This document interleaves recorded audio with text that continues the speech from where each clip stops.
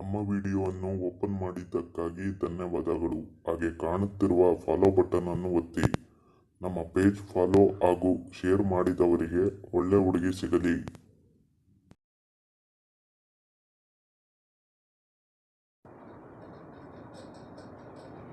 ಹಸ್ತಮೈಥುನದಿಂದ ಚಿಕ್ಕದಾದ ಸಾಮಾನನ್ನು ಹೇಗೆ ದಪ್ಪ ಮಾಡಬೇಕು?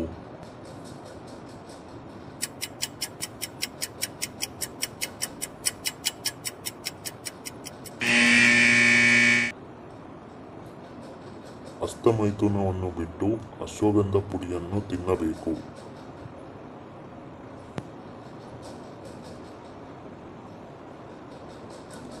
ಆಂಟಿಯರು ಹುಡುಗರನ್ನು ಬೆತ್ತಲೆಯಾಗಿ ನೋಡಿದರೆ ಏನಾಗುತ್ತದೆ?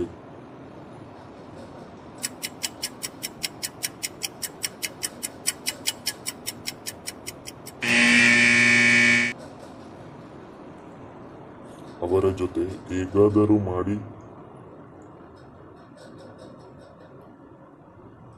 ಹಳ್ಳಿ ಹುಡುಗಿಯರ ಮೊಲೆಗಳು ಏಕೆ ದಪ್ಪ ಮತ್ತು ಗಟ್ಟಿ ಇರುತ್ತದೆ?